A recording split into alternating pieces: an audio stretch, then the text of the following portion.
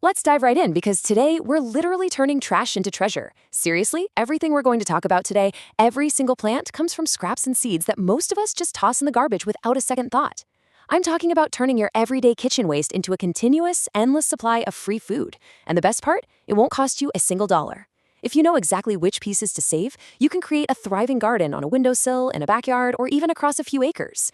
Throughout this explainer, we'll be using some high-quality photos and animated breakdowns to show you exactly how to work with 17 specific scraps that regrow. We are going to completely transform your perspective from being just a grocery consumer into a lifelong producer. So, here's our roadmap for the explainer today. We'll kick things off with the foundational golden rule of regrowth. Then we'll jump into quick wins in a glass. You know, those dead easy counter tricks. From there, we scale things up to the heavy hitters that actually provide serious sustaining calories, followed by a garden from seeds. Finally, we'll wrap the whole shebang up with herbs and the honest truth about some of those viral internet hacks you've probably seen. Let's get to it. Section 1. The golden rule of regrowth. Water first, soil second. Before we even touch a vegetable, there's one universal rule that anchors this entire process. Okay, so you really have to understand this delicate balance between water and soil. It's absolutely crucial. Most of the scraps we'll talk about start exactly the same way. You pop them in a shallow glass of water on a sunny windowsill. Why? Well, think of water as the alarm clock. It wakes those dormant roots right back up. But, and this is a massive but, you cannot leave them there forever. The second you see real roots and fresh green growth, that's your visual cue to get that plant into some dirt. Water gets the process started, sure, but soil is strictly required to actually feed the plant long term. If you leave a scrap in water too long, it just turns into a weak, slimy mess. Oh, and definitely change that water every few days to keep it fresh. So remember, water first, soil second. That's the secret sauce. Moving on to section 2, quick wins in a glass, regrow in days. We're going to start with the absolute easiest scraps in your kitchen to get you a quick win. What's just incredibly cool here is that these 3 plants alone can put a serious dent in your grocery budget. Let's talk green onions first. This is for sure the foolproof gateway scrap. Next time you chop up a bunch, just keep the white root ends, stand them in a tiny bit of water, and literally in 3 days you'll see new green shoots pushing up. You can clip them for months. Next up we have leeks, their bigger cousin. They're pretty pricey at the store, making them a fantastic high-value alternative, and they regrow the exact same way. Just save the root end. And finally, bok choy. Bok choy is an absolute overachiever. It regrows incredibly fast and comes back so thick, basically handing you free stir-fry greens on repeat. Now, celery and romaine are perfect examples of internet fantasy versus gardening reality. You've probably seen those viral videos of people plunking celery bases into water, right? It does work beautifully. But I gotta give you the honest truth here to manage expectations. That little base is not going to magically morph back into a giant, thick, supermarket-sized bunch. Actually, scratch that. What you get instead is a steady, cut-and-come-again supply of smaller inner stalks and tender leaves. And honestly, those leaves hold immense culinary value. They pack a massive flavor punch for soups and stews. Same deal with romaine. No, you won't get a heavy, dense head of lettuce, but you will get a wonderful, continuous flush of tender leaves for your side salads. All right, section 3, the heavy hitters, serious free food. We're shifting gears right now. We're moving away from crops that just garnish a plate, over to crops that can actually sustain you with serious, heavy calories. But first, we need a quick reality check when dealing with things like garlic, ginger, and potatoes. A lot of conventional grocery store produce is heavily sprayed with chemicals, and those chemicals are specifically designed to stop them from sprouting on the store shelf. If you try to plant a chemically treated clove of garlic or ginger, it's just going to sit there, do nothing, and eventually rot in the dirt. So you absolutely have to choose organic for these heavy hitters, or at least look for pieces that have already proven they want to live by naturally sprouting in your pantry. Organic produce hasn't been sprayed, so it knows exactly what to do when it finally hits the soil. 10 times. Let that sink in. 10 times. That is the astonishing math of gardening when we talk about the humble potato. You know that sad, squishy potato sprouting those weird alien-looking eyes in the back of your cupboard? Most people just toss it.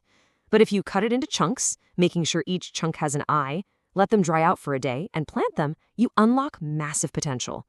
One single sprouting potato can yield 10 times its weight in fresh new potatoes underground. If you're looking for real calories from your kitchen scraps, potatoes are absolutely king. And let's look at how this builds with the sweet potato, which is just a total miracle worker. Sweet potatoes don't just grow from chunks. They produce what we call slips. Slips are these leafy green sprouts that shoot right up when you place the bottom half of a sweet potato in a jar of water. And here's why this is a total game changer. You can twist every single one of those slips off, root them, and plant them individually. A single store-bought sweet potato can easily produce a dozen or more slips. That literally means one leftover scrap from your kitchen can grow you an entire wheelbarrow full of food. No joke. And hey, don't sleep on the regular storage onion either. Sure, you can plant the root end you normally chop off, and it'll grow down new roots and push up fresh green shoots to form a whole new bulb.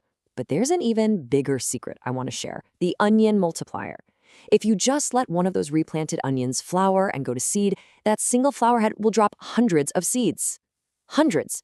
You can infinitely multiply your food supply from a single kitchen scrap if you just have a tiny bit of patience. Section 4. A garden from seeds. Don't toss those seeds. Let's talk about that slippery mess left on your cutting board.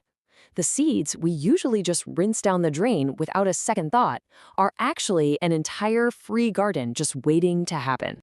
Now, when we're saving seeds from store-bought stuff like tomatoes or peppers, we gotta understand the difference between hybrid and heirloom.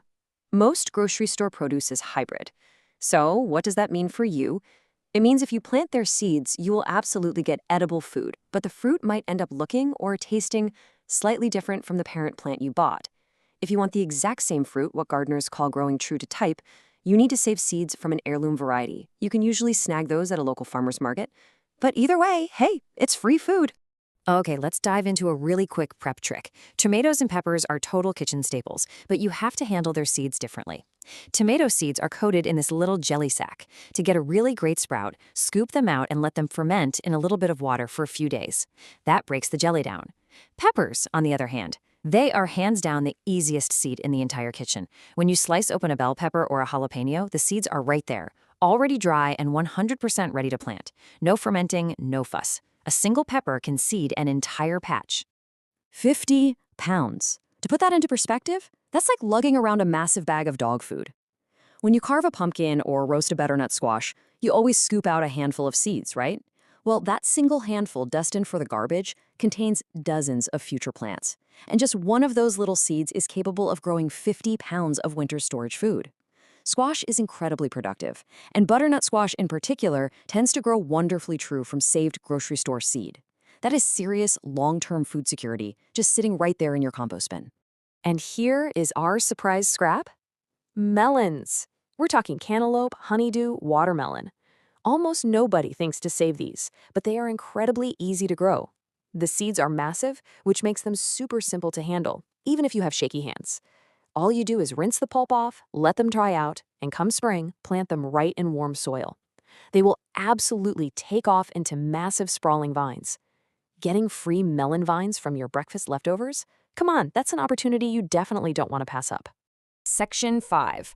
Herbs and the honest truth. Rooting bare stems. For our final category today, we're looking at plants where you don't even need a root or a seed, just a bare stem. And we're going to do one last reality check on a popular myth. Just look at how ridiculously simple this is. You can take one of those $5 plastic clamshells of fresh basil or mint from the supermarket, strip the bottom leaves off a single stem, and just stand it in a glass of water. Within a week or two, little white roots will shoot right out of the stem. Plant it in some soil, and boom, you have a living, endless supply of herbs right on your windowsill. The exact same trick works for lemongrass. Take that trim base you were going to toss in the trash, stand it in water until the roots appear, and pretty soon you'll have this gorgeous clump in grass that handles summer heat like a total champ. Now, we gotta bust one of the most persistent internet gardening myths out there. I know you've seen those videos claiming that if you put the top inch of a chopped carrot or beet in water, it magically grows a whole new root underground. Well, the reality, that root is completely finished, it is never growing another carrot.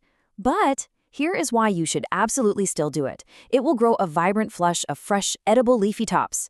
Carrot tops make an unbelievable pesto, and beet greens cook up deliciously, just like spinach.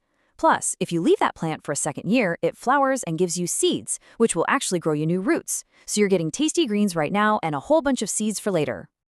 So as we wrap up this explainer, I really want to leave you with this thought. Growing food from scraps, it isn't just a gimmick or a cute little kitchen trick. It's a quiet, incredibly sustainable shift in how you view the world around you.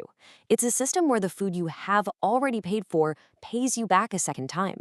When you finally know what to look for, a regular grocery bag becomes a garden. So, what does this all mean for you? Well, the only question left is, which scrap are you going to put in a glass of water today? Thanks so much for joining me, and I'll catch you next time.